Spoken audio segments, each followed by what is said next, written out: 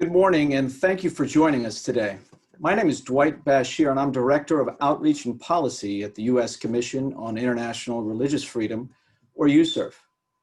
For those of you not familiar, USCIRF is an independent bipartisan government body created over 20 years ago by the International Religious Freedom Act of 1998.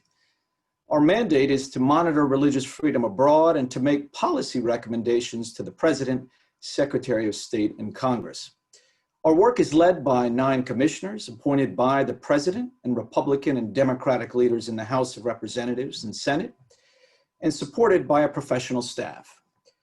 Today's event covers anti-Semitism in Europe in 2020, including anti-Semitic incidents as a consequence of the COVID-19 pandemic. Our panelists today will shed light on various aspects of these developments. We have, to start with, USCIRF Chair Gayle Manchin, USCIRF Commissioner Gary Bauer, U.S. Deputy Special Envoy to Monitor and Combat Anti-Semitism David Peyman, and the Anti-Defamation League's Director of European Affairs, Andrew Srulevitch. Chair Manchin and Commissioner Bauer have been with USCIRF for a couple of years, since 2018, appointed by Senator Chuck Schumer and President Trump, respectively. Deputy Special Envoy Peyman joined the office of the Special Envoy in May after previously serving as Deputy Assistant Secretary of State to counter threat finance and sanctions at the State Department. And Andrew Srulevitch has been with ADL since 2007 and previously served as the Associate Director of International Affairs before assuming his current role. The event today will begin with opening remarks from Chair Manchin and Commissioner Bauer, and then we'll hear from Deputy Envoy Peyman and concluding remarks by Andrew Srulevitch. After that, I'll moderate a brief conversation among the panelists. And then for about 15 minutes, we hope, there'll be some time for questions from the audience. Now, to ask a question, please use the Zoom webinar's Q&A function at the bottom center of your screen to submit your question in writing, which you can do at any time during the event starting now. With that said, it's my pleasure to turn the event over to Chair Gayle Manchin.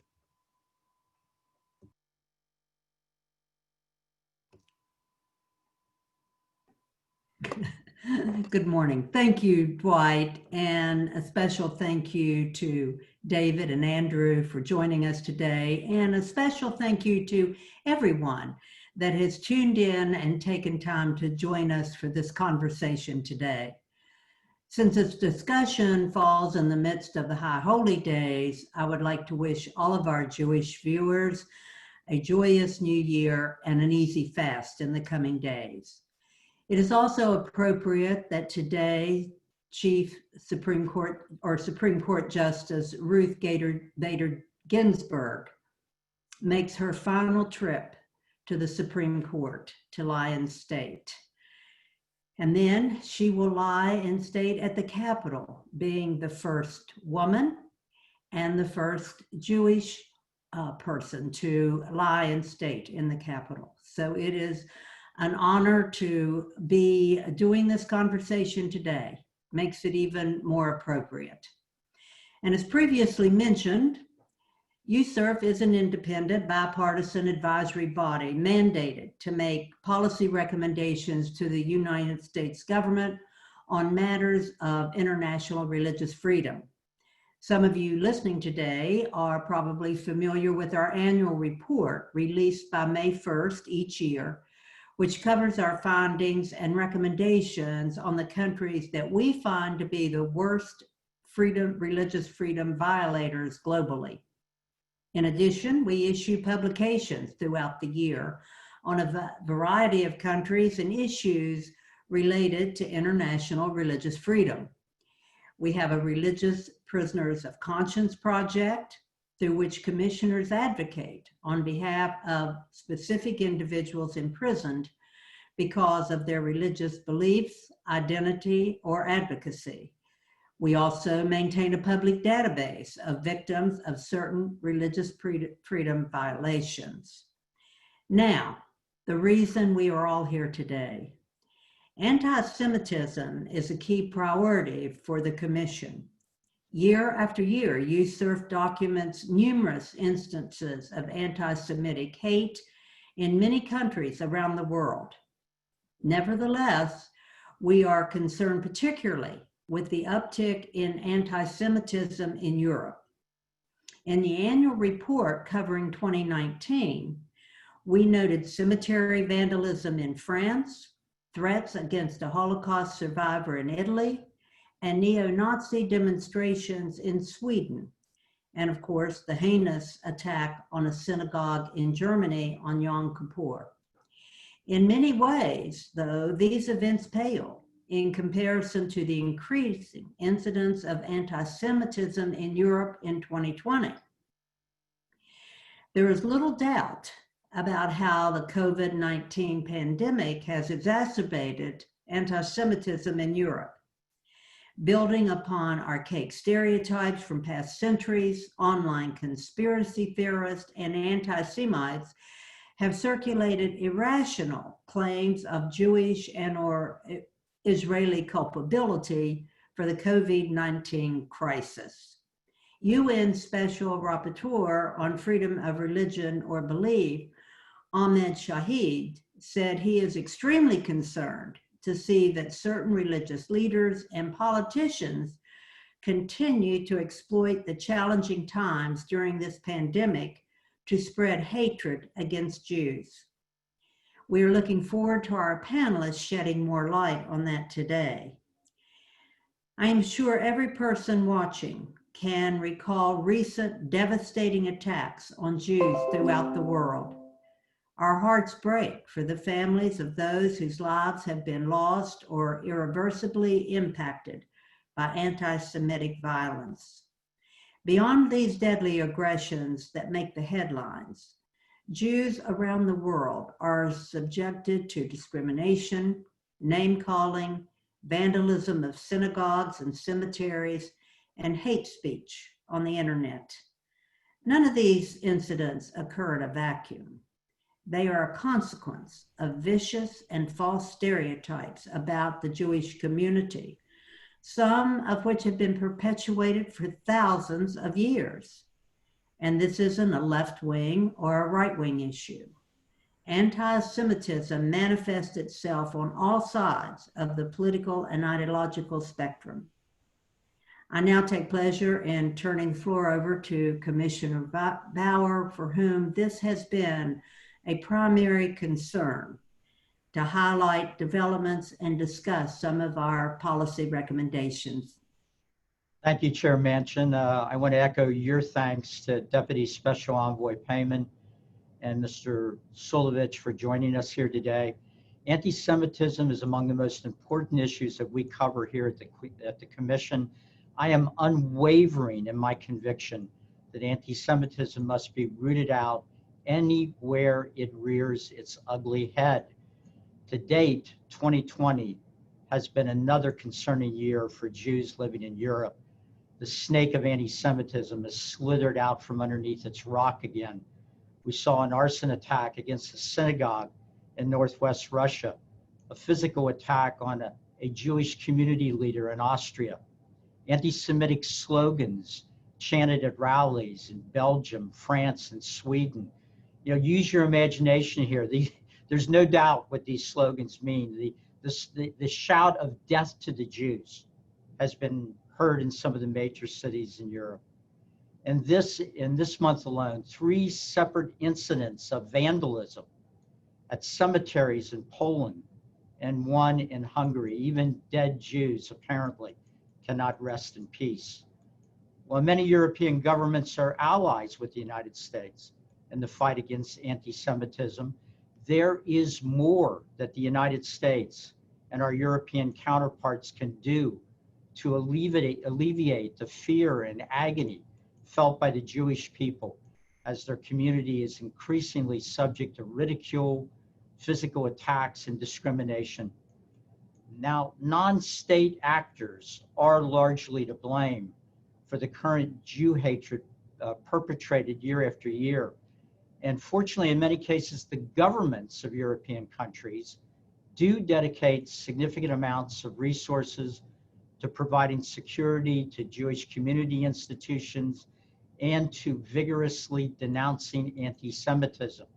But they must do more.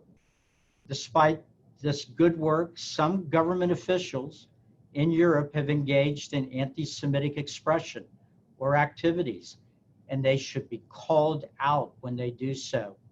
In Poland, a country I greatly admire, this year's presidential election featured anti-Semitic tropes openly promulgated by some members of the incumbent political party. Some law and justice politicians actually accused their opponent of being an agent of a powerful foreign lobby and suggest that he would, quote, fulfill Jewish demands, end of quote. This was likely a reference to the ongoing issue of property restitution for Holocaust survivors. We've also seen a disturbing trend, a disturbing uptick of far-right extremism and neo-Nazism in Germany, including within the ranks of the military and the police. Earlier this year, USCIRF held a hearing on Capitol Hill on global efforts to counter anti-Semitism. We convened an impressive panel of witnesses from the United Nations, the US government, and civil society to discuss how the international community can more effectively ensure the safety and security of Jews all over the world. From that hearing, we issued 3 key recommendations to the US government, one of which was providing technical support to foreign law enforcement officials to update and standardize hate crime reporting procedures to ensure the accurate collection and dissemination of data on anti-Semitic and other hate crimes. This is one of the concrete ways that the US government can support our European allies in combating anti-Semitism. And we're going to explore more opportunities for doing that in this global fight here today in this hearing. We also recommend that the US government,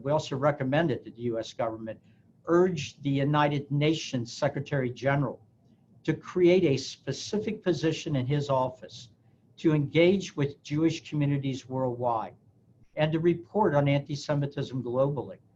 Thankfully, the UN recently addressed this with the appointment of the High Representative for the United Nations Alliance of Civilizations, Miguel Moratinos, as the United Nations focal point tasked with, quote, enhancing a system-wide response to combating global anti-Semitism.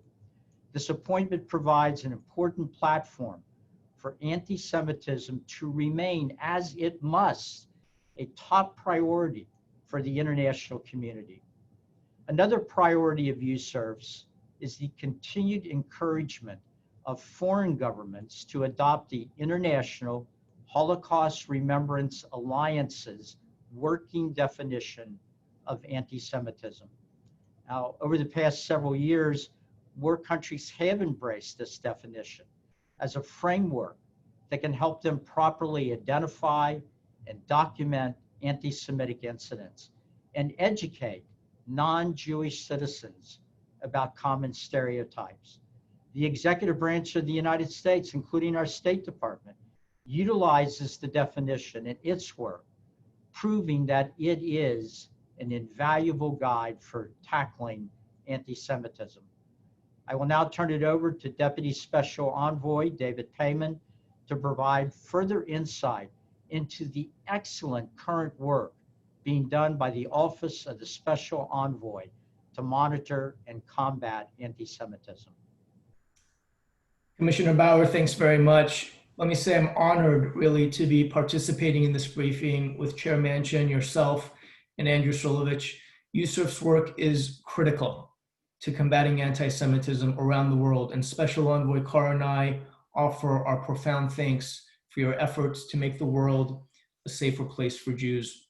Let me also recognize for a moment the tremendous leadership of President Trump, Secretary Pompeo, and Special Envoy Carr on this issue. Combating anti-Semitism is an issue they care about deeply and personally. And because of their leadership, the United States now has the largest office to monitor and combat anti-Semitism ever. and it is growing. This includes, of course, my appointment to lead a whole of government approach to combating Eurasian anti-Semitism and on strategic initiatives, such as combating the BDS movement. The United States is committed to combating anti-Semitism because its existence undermines our shared democratic values of human rights, mutual respect, and tolerance. To understand our mission to fight Jewish hatred, I think we should first understand who the Jews are. Many Jews describe their values as those needed in order to perfect the world. Many of these values are now enshrined in the very fabric of many societies, including our own in the United States and throughout the world. At the heart of these Jewish values are ethical monotheism, ethical behavior, the concept that there is one right and one wrong, and a rejection of moral relativism. Let me focus on just one of those values, if I may, for a moment, which is the prohibition against murder. Murder was not always considered evil. And indeed, even in our time, it was only 75 years ago when Nazi Germany and their collaborators conspired to murder more than 6 million Jews and millions of others. Entire societies collaborated with Nazi Germany to execute this genocide. Why? Because moral relativism, precisely what Judaism rejects, is what allowed Nazi Germany and its collaborators to justify murdering innocent men, women, and children. Anti-Semitism is, in a sense, a rejection of what the Jewish people are and the spiritual values, indeed the revolution, spiritual revolution, that the Jews brought to the world. It's a cancer. It's a cancer that is continuing to rise, mutating into new forms and spreading with unprecedented speed through new technologies.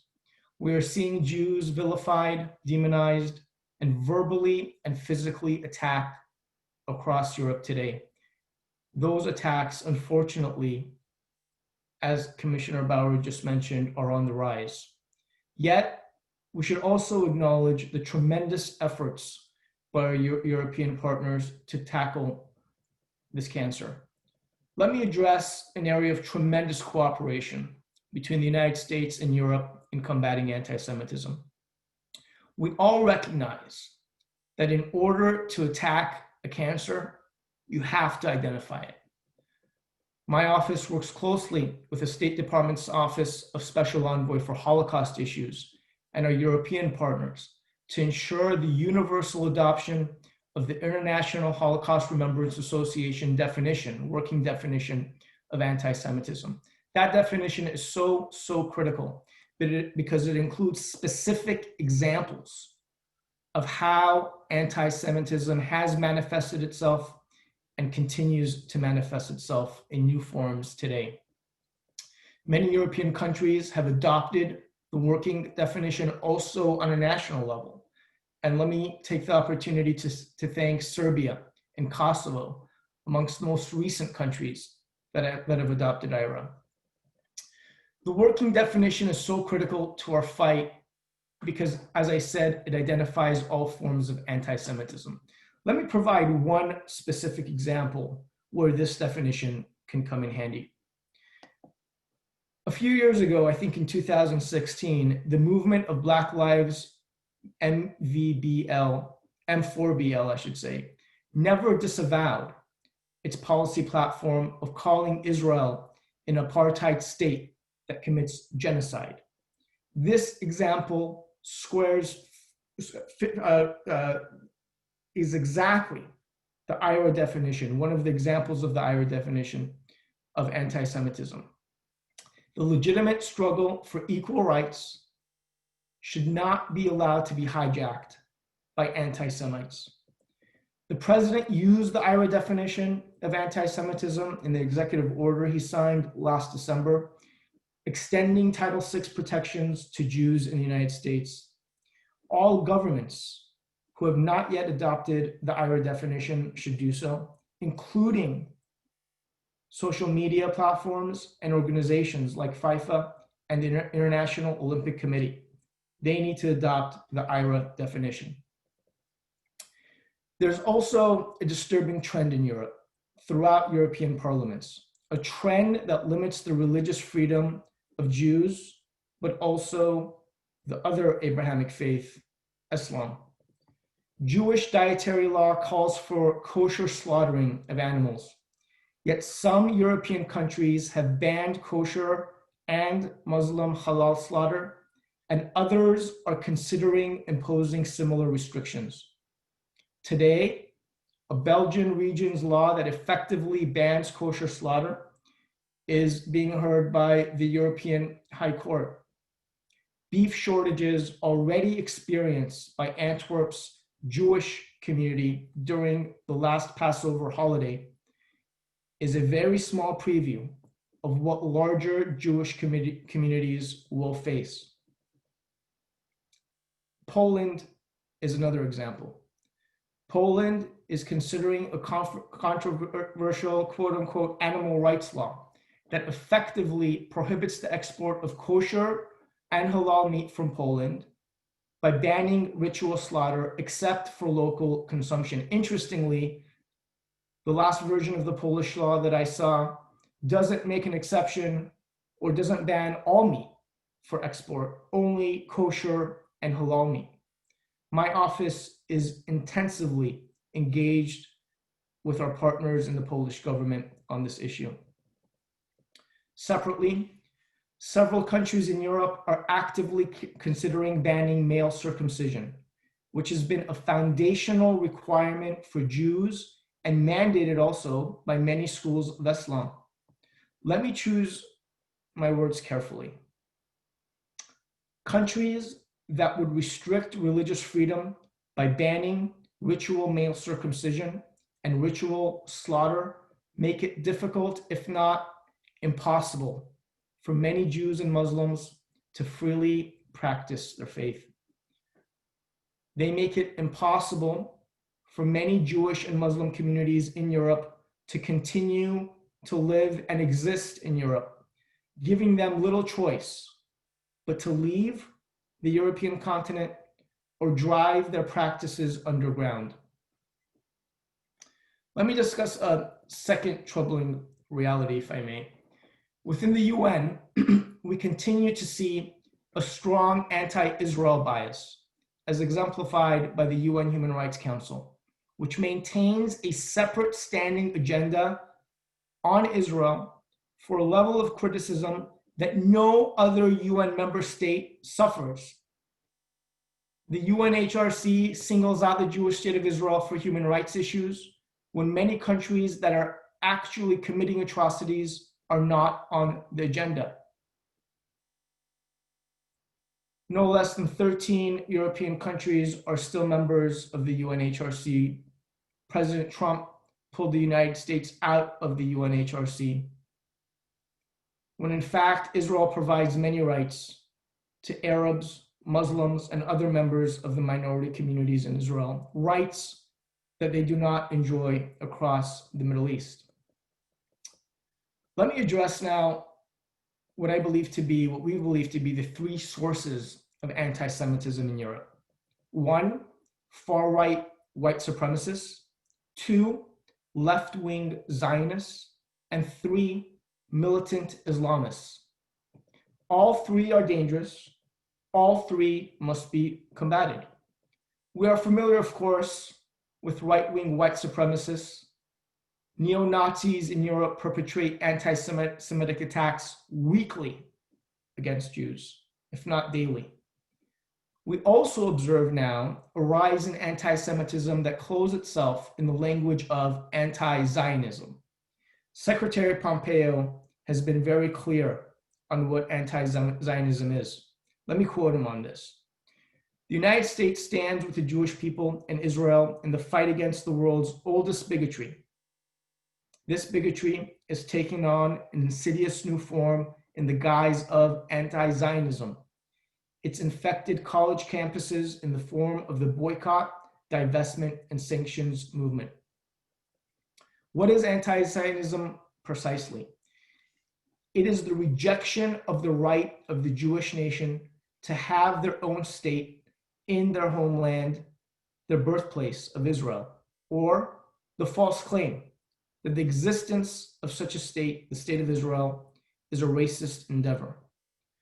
Now that the Jews have returned to their homeland, anti-Semites substitute the word Israel for the word Jew.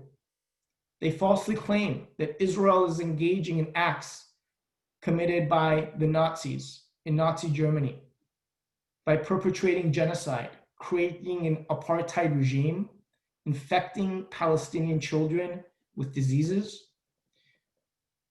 These are no different than the blood libels that Jews have faced across the centuries. When Jews are demonized, or when Israel is held to a standard not applied to any other country in the world, that is a form of anti-Semitism that is also expressed through the BDS movement. President Trump has shown immense leadership on this issue. President Trump is the first United States president to publicly call BDS exactly what it is, an anti-Semitic movement. Secretary Pompeo and Special Envoy Carr have done the same. To their credit, a number of European countries have also done the same. In submitting a resolution to condemn the BDS movement, German Chancellor Merkel stated, and let me quote her on this, "The argumentation and patterns and methods used by the BDS movement are anti-Semitic." We also thank countries like the Czech Republic for condemning all activities and statements made by groups calling for boycott of Israel, its goods, services, or citizens. Finally, let me share some of our priorities in Europe. First, the President and Secretary Pompeo have said that the BDS movement is anti-Semitic. We're going to use all legal and policy tools to combat the BDS movement. We urge all governments in Europe to take Germany's lead in recognizing BDS as an anti-Semitic movement. The UN Human Rights Council mandated a list of companies that identifies companies based in Judea and Samaria was strongly condemned by Secretary Pompeo and Special Envoy Carr. At the same time, we are looking to increase commercial, scientific, educational, and cultural exchanges between Israel and the world to drown out the BDS voices. Second priority, governments in Europe can't profess to defend Jews on one hand, while directly or indirectly facilitating funds to regimes or terrorist groups who are on the record, publicly, as seeking the death of Jews and the destruction of the world's only Jewish state, the State of Israel. These are regimes and groups that continuously spew anti-Semitic hatred. We encourage all EU countries to follow Germany's example of outlawing the quote-unquote political wing of Hezbollah. We call on all European countries to take immediate action against the world's foremost purveyor of anti-Semitism and state-sponsored terrorism, the Islamic Republic of Iran. Let us not forget, senior Iranian officials have been indicted by the Argentinian prosecutors, the Argentinian government, for placing the bomb at a Jewish community center in Buenos Aires that killed 85 and injured hundreds of others. These indicted Iranians include former Iranian President Hashemi Rafsanjani and IRGC Quds Force Commander Ahmad Vahidi, and the now deceased Hezbollah leader Imad Mughniyeh. In addition, there is considerable evidence that Hezbollah spews anti-Semitic speech. Even if we were to acknowledge that the so-called political wing or social wing of Hezbollah is distinct from its terrorist wing, which it is not. School books connected to Hezbollah, distributed by the so-called political social wing, clearly contain anti-Semitic content. Let me also say, Palestinian Authority textbooks must also address anti-Semitic content. And let me be very, very clear. EU funding should cease. All EU funding should cease until all anti-Semitic content from these textbooks are removed. Number 3, we urge all governments to provide adequate security for Jews and Jewish institutions, including Jewish cemeteries. Many countries in Europe do a tremendous amount in providing security or defraying security costs for Jews and Jewish institutions. Some countries can do more, and security needs to be a top priority, because when people don't feel safe, there is no quality of life. We recommend, after consulting with many Jewish communities across Europe, that the security be visible, especially during times when Jews are attending prayers and synagogues, or schools and classrooms. And of course, such security be coordinated with the local Jewish communities. President Trump has also led on this issue in the United States. He has increased funding here in the United States for security at Jewish institutions. The Department of Homeland Security, to the tune of millions of dollars a year, supplements grants for the protection of Jewish sites all across America. Number 4, and this is a top priority of our office and Special Envoy CARS. We are committed to ensuring that the world understands the entire history of the Jewish people, the values of the Jewish people, and the immense contribution Jews have made across the world, and tragic periods in Jewish history, such as the Holocaust. You can't tell the history of countries such as Germany or France, or for that matter, the United States, without discussing the enormous contributions of Jews. I applaud Germany for celebrating 1,700 years of Jewish life in 2021. Next, we urge all countries that have not done so to appoint a monitor to combat anti-Semitism, a monitor that has real power. We are working to ensure that governments properly investigate, prosecute, and appropriately punish hate crimes. Next, and Commissioner Bauer touched upon this, we have to be unafraid to confront hate speech, particularly on social media, and to call it out. We're not talking about restrictions on freedom of speech, but we must be unafraid to also speak out.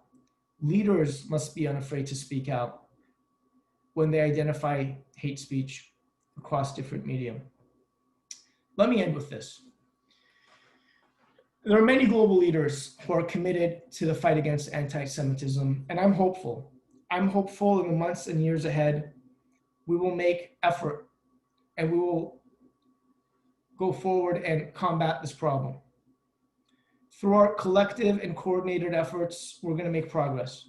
Special Envoy Carr has visited over a dozen countries in the last year, and I hope I can continue to visit those countries in Europe with him when conditions permit. The United States outside of Israel is the most philo-Semitic country in the history of the world. Some interesting data points here. The United States has at least 18 towns called Jerusalem, 83 called Shiloh, where the first Jewish tabernacle stood, 34 called Bet El, which is the Hebrew word for the house of God, and 18 called Zion. In fact, the official US motto touches upon a Jewish value that many Jews hold near.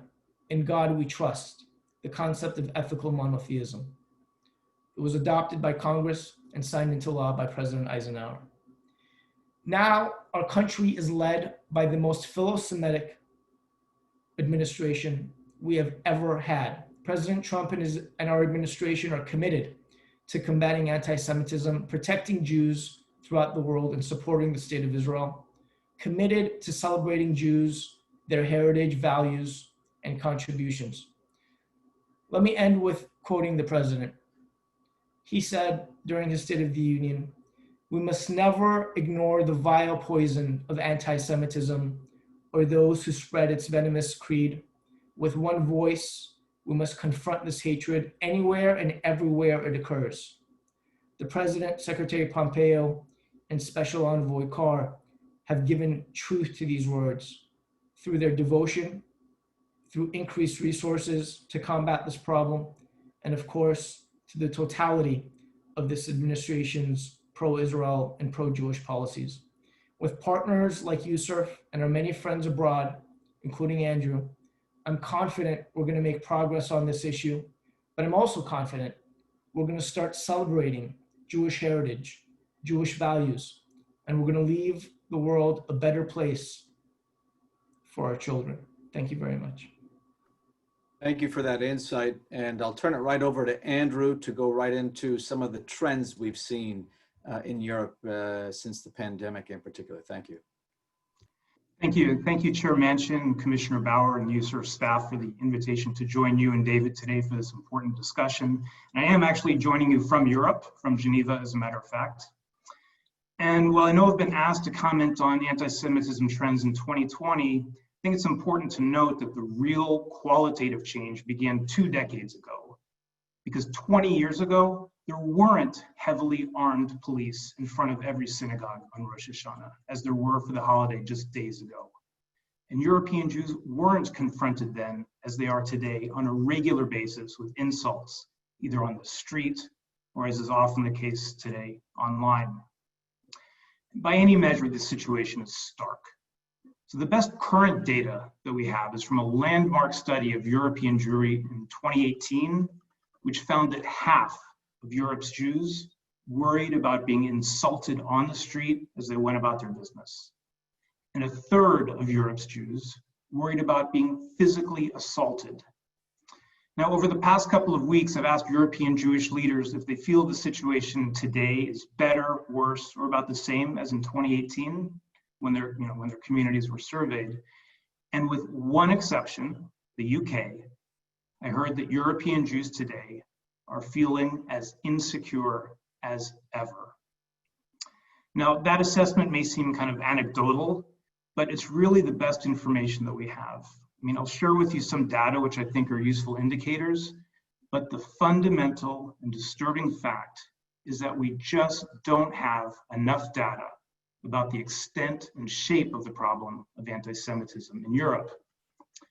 And the major reason for that was also highlighted in the 2018 survey, which found that roughly 40% of Jews had been the victim of an anti-Semitic incident over the prior 5 years, but 80% of the victims didn't report even the most serious incident, not to the police, not to a Jewish organization.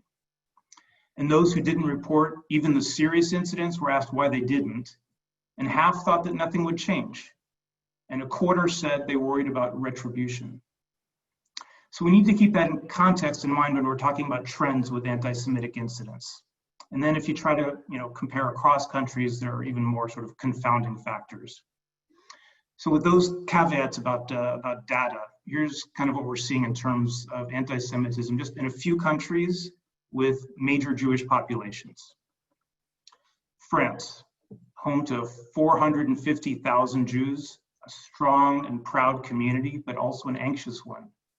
Now, in the past 17 years, 12 French Jews, including children, have been murdered in anti-Semitic attacks.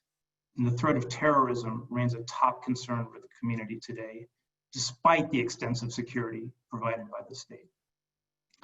Now, they don't yet have incident data for 2020, but we do have data for prior years and reported, again, I'm underscoring reported anti-Semitic incidents. In 2019, we're at a 4-year high, double the number from 2016. And that's despite a sense that the reporting rate is actually going down even further because the Jewish community is simply getting used to all of these anti-Semitic incidents and they're just not bothering to report them. Even today, the president of the French Jewish community met with the French prime minister and conveyed that very point to him.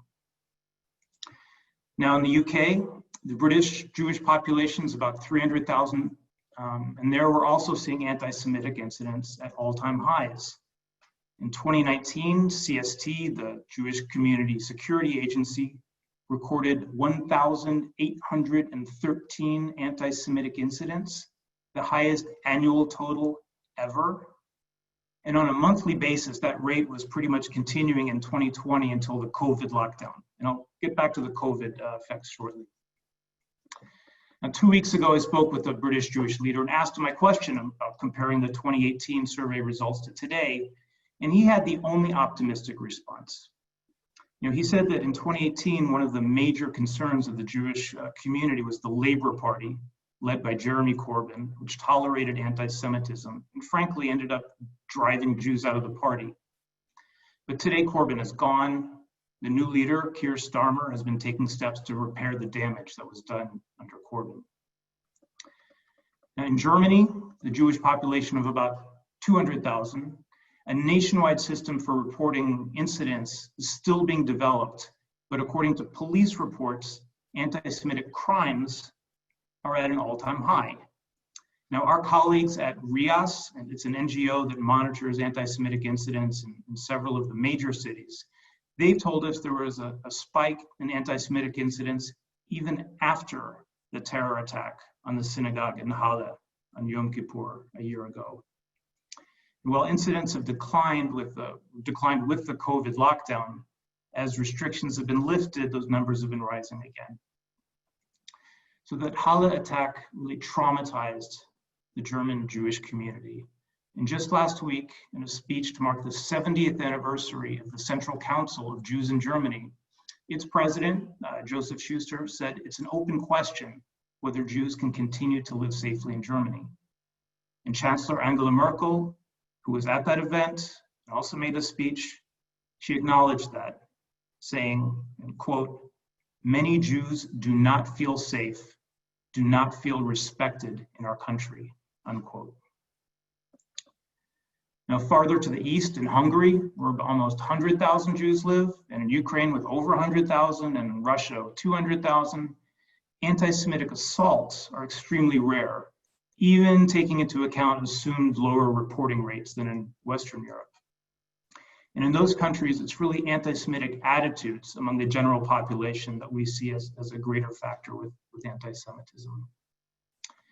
Now, regarding COVID, it hit European Jewish communities hard, and maybe even harder than their non-Jewish compatriots for a few reasons. First were two holidays. Purim is a very raucous holiday with parties and shouting and drinking, and this year it fell on March 9th, at a time when we didn't really know too much about COVID. And some Jewish communities canceled Purim parties, but others didn't. And those which didn't ended up with very high rates of infection. And a month later, Passover began. And by that time, all communal activities were canceled, but emotionally, it was just a very difficult thing for the Jewish communities because Passover is the Jewish family get-together holiday, in addition to being a major religious holiday. So it was kind of like saying Christmas is canceled.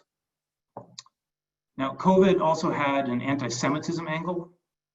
While the lockdowns reduced in-person incidents, anti-Semites found ways to harass Jews nonetheless.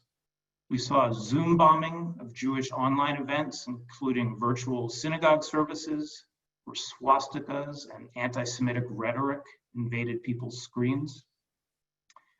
And whether that online anti-Semitic content was created in the US or in Europe, it makes its way across the Atlantic. Now at ADL, we reported on this phenomenon late last year, working with extremism researchers in the UK and France, Germany, Poland, and Sweden. We documented transatlantic links among white supremacists. And COVID-related anti-Semitism is really no exception. ADL and our partners are seeing similar conspiracy theories and memes on both sides of the Atlantic, and they come in different varieties. Some say COVID is a hoax perpetrated by the Jews for some nefarious purpose, like political control or money. Others say COVID is real, but it was created by the Jews for some nefarious purpose, like killing Palestinians or other non-Jews, or to make fortunes with the vaccine that the Jews or the Israelis have but are keeping hidden. And some simply equate Jews with animals, saying that Jews are causing the spread of COVID, like rodents spread other diseases. So to summarize the situation, today, European Jews cannot live openly and freely as Jews without worrying about security, about anti-Semitism, both in person and online, which has been exacerbated by the COVID conspiracy theories. And in some places, as David alluded to, worrying about threats to religious freedom. Now, we at ADL appreciate very much the attention that USCIRF is paying to this problem. And I want to let you know that that appreciation is very much shared. One European Jewish leader I spoke with last week underscored that high-profile US attention to anti-Semitism in Europe does help. It encourages those governments that are doing the right thing. And in other cases, it prompts those of the more recalcitrant actors to take action. And while she didn't want to be identified, she did ask me to convey appreciation for today's meeting. So I think in the interest of time, I'm gonna maybe stop there and so we can have a discussion. But really, let me just conclude by thanking you again, Chair Manchin and Commissioner Bauer and the USCIRF staff for your active participation in the fight against anti-Semitism in Europe, as well as my colleague from the Special Envoy's office, David. Thank you very much. Why don't I just remind the audience that if you want to ask a question, please go ahead and write your question in the Q&A function at the bottom center of the screen, and we will try to get to a couple of those. But let me just throw this out, because we heard a lot in a short amount of time. We heard about governments that are doing a lot of the right things. Obviously, EU, OSCE have been engaged on this for a long time. We've heard from about individual countries. But we know in some cases, some governments are at times part of the problem, although a lot of this is societal and attitudes. And, the Deputy Special Envoy Peyman, he highlighted a number of priorities of the office. So the question really throwing out here is, in terms of European governments and institutions, what would you consider to be the top couple of priorities to tackle this? Because if we have a pandemic and things get worse in the short term in the name of safety and security, and we know that's been an ongoing issue, and we know there are various sources of anti-Semitism, what are some of the things that you've seen, Andrew and Deputy Special Envoy, and just trying to get a sense of what should we be working on here so that the everyday Jewish citizen is not constantly in fear in a number of these countries, so that these coalitions come together. Any thoughts along those lines about European initiatives, but also how the US government can hone in would be much appreciated. Sure, Dwight, you want me to jump in? Yeah, why don't you start and we'll go to Andrew. Sure, so I think we have to think about immediate short-term solutions and obviously the longer-term strategic picture and how we can address it. Short-term, immediately, security. Defraying security costs for Jewish institutions across Europe, including cemeteries that are subject to vandalism, I would say is the top priority. Many countries do defray security, the cost of security for their Jewish population. Some don't, some need to do more. And this is where also I think the appointment of a special envoy with real power could make a tremendous impact. So a special envoy's role is to kind of look at the big picture and bring a whole of government approach to the problem. So immediate short-term needs such as security costs, close communication, coordination with the local Jewish communities to determine what kind of security they need. Is it visible armed protection, When do they need it? How do they need it? How many people do they need it? These are the people that are suffering from anti-Semitic attacks on a daily basis, and they know best. So I would say that's number one. Number two is unequivocal condemnation of anti-Semitism, no matter who it's from and where it's found. And this is why adopting the IRA definition is so critical. Social media platforms like Facebook, Twitter, and others need to have a very specific definition with examples so that they could flag anti-Semitic content. Now, look, there's many different kinds of things you could do once you identify the content. If it's an incitement to violence, that may merit removing the content. But if it's not, perhaps flagging it and providing links to education about Jews, Jewish values, not only the Holocaust, but the totality of Jewish history, how Jews have contributed to societies and humanity across the world. And when you have, I think, that bigger picture of who the Jewish people are, some of the values that many Jews hold near and dear, and then you look at the Holocaust as well. The Holocaust is evil even without that history and that context. But when you have that history and that context, I think it's quite powerful. We know Holocaust education has been weaponized by anti-Semites, and giving the broader picture and the broader history of the Jews and Jewish heritage is quite important. So that's number two. And I would say number three, actually, I already mentioned this, appointing the envoy. The EU, to their credit, appointed a special monitor. Our office works with Katerina very, very closely. We communicate with her quite often and regularly.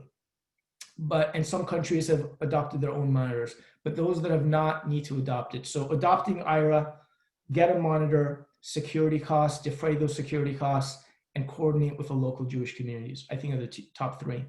Great. Thank you, David. And Andrew, could you give, from your perspective on the ground there and knowing, monitoring this stuff, are there some governments that are a hindrance to moving, as David's saying, with adopting the definition and calling things out? Are they, perpetuating some of these stereotypes? If not, what would be some of your top recommendations? Well, the question of fighting anti-Semitism in Europe has been a discussion in terms of government level we've seen for over a decade. We can look back at OSCE conferences that have adopted resolutions talking about the need to fight anti-Semitism. The question is pushing that down into really tangible areas for the Jewish communities. And that's where we're trying to see the real work today. The biggest concerns we know, again, from the surveys of European Jewish communities, at least the ones that are most broadly experienced, are getting harassed on the street and experiencing anti-Semitism online. Now, the first, again, is a much more security-related issue, and there's need for, again, educating police about anti-Semitism, what constitutes anti-Semitism, prosecutors, judges, and a lot of that work is being done. Then on the online part, there again, it's an interesting mix between working with US-based companies, but also European legislation, and it's coming up with kind of I would say mixed results at this point. But that's why in Europe, they've tried initially to look at voluntary, non-legal aspects of trying to pressure companies to make sure that anti-Semitism was not on their platforms. Many of them got frustrated with that. And so as a result, you saw a new law in Germany called the NetzDG law that was actually set up to punish companies that allowed anti-Semitism and other hate speech, I would say, on their platforms. In France, you had also a law that was passed, the Avia law, though about 90% of that was found unconstitutional at this point. It looks like they're going to take another pass at it. And in the UK right now, they're under development. There's the Internet Harms Bill. So there's a change from voluntary to legislation, which again, it's going to be an interesting process to follow, as many of the companies themselves obviously are based in the US. We look at free speech protections there. In Europe, it's a bit different. And so this is an area that ADL has actually been extremely active on, with an office in Silicon Valley called our Center for Technology and Society. We're working with companies on sort of non-legal remedies so that we can make this more of a global solution rather than a solution that's being attempted with different jurisdictions and different laws and different free speech cultures.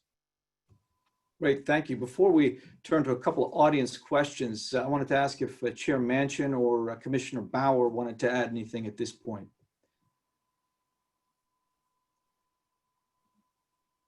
Thank you, Dwight. I just so appreciate the information that has been shared today with us, both by David and by Andrew. It continues to be alarming.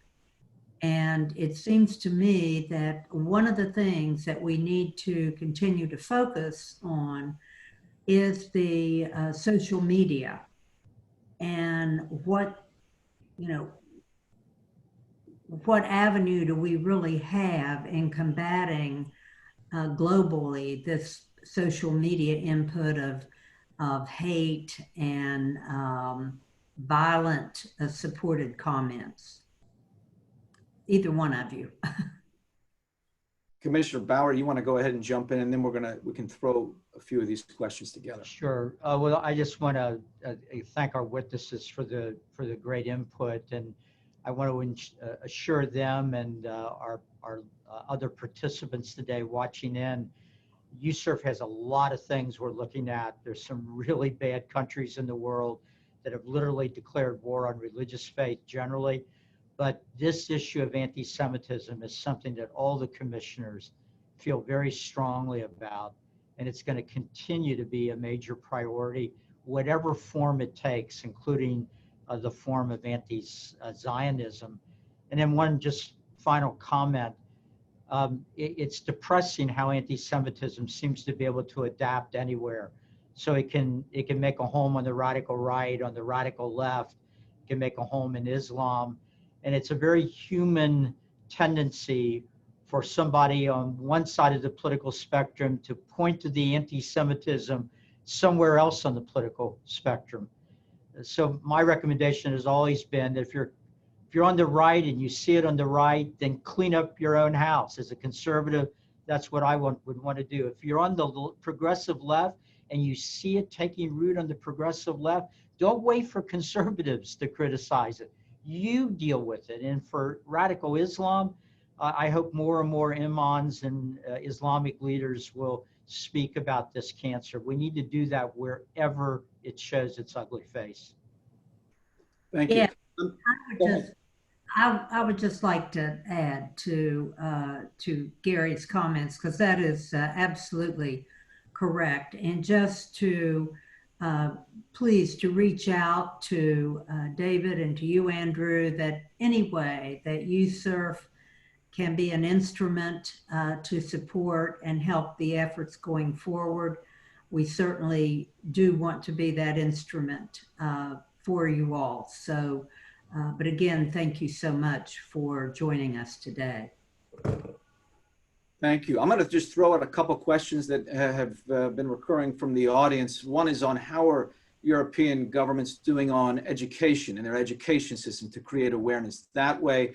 And then piggybacking on Chair Manchin, the social media, there's questions about how to combat online hate. Are there good policies and laws in place, or is that an area that there needs to be reform? We will go a few minutes over, no worries there. So I want to make sure we get some insight in those, the education piece, as well as online hate, and how are European governments dealing with those?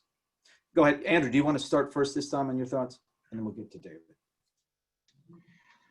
Sure. On education, we've seen generally in Europe really a focus on Holocaust education, often unfortunately, to the exclusion of anti-Semitism education more broadly, looking at it historically, including in the Middle Ages, as well as contemporary aspects of it. So I think in terms of the education aspect, really our ask to governments is that they look at anti-Semitism with a much longer lens, looking at issues related to the Jewish communities in their countries in a much longer lens, that it's not that Jewish communities, it's not just about Moses and then the Holocaust and then the Israeli-Palestinian conflict.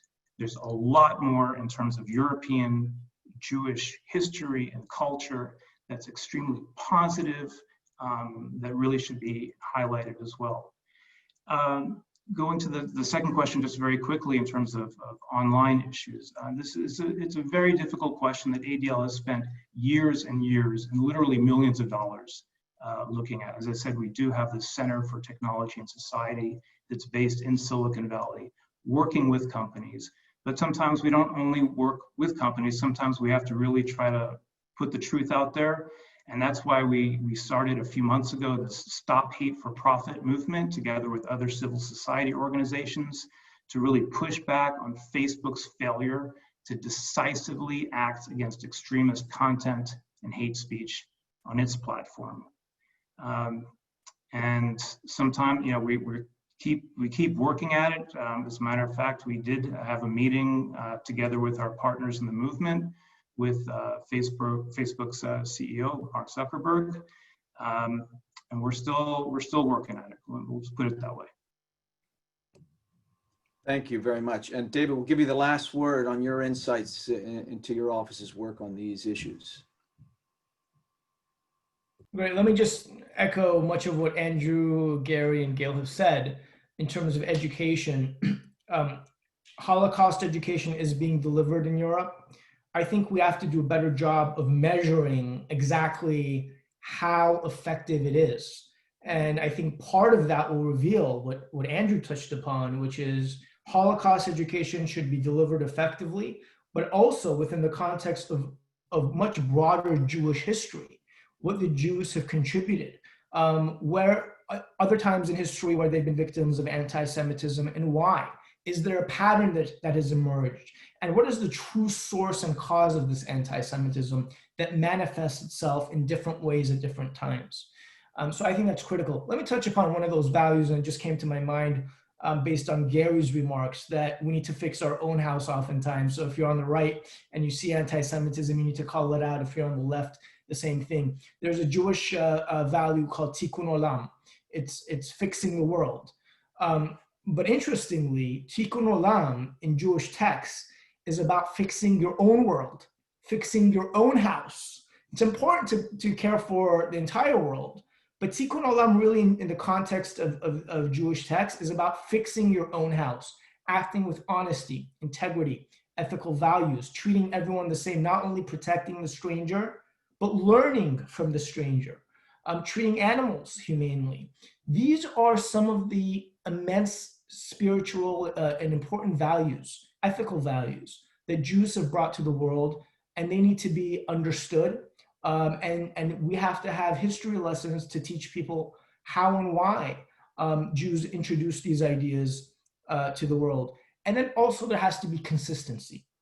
So it's inconsistent to say or to profess to protect Jewish communities in your country, while at the same time doing business with Hezbollah or allowing Hezbollah or its political arm to do business within your country freely and openly, or to facilitate financing or to do business with Iran, for example, who's on the record for wanting to destroy the Jewish state. These are messages that are heard by people in these countries across Europe. So there has to be consistency, not only in terms of security and education at home, but how are you acting abroad? Who are you supporting? Why are you supporting them? Why are you not calling out anti-Semitic content? Are you directly or indirectly actually funding anti-Semitic content in textbooks?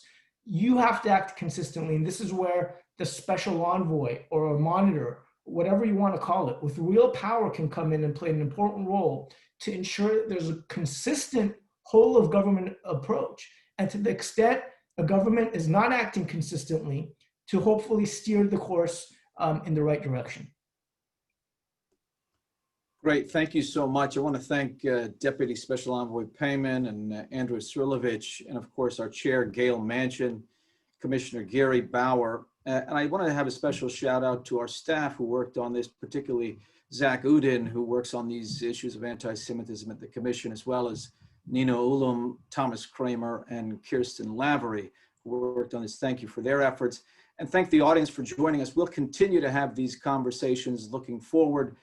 Please keep up with our website and our social media for our next conversation on another topic, and a hearing that we'll be having also next month on disinformation and hate speech later in October.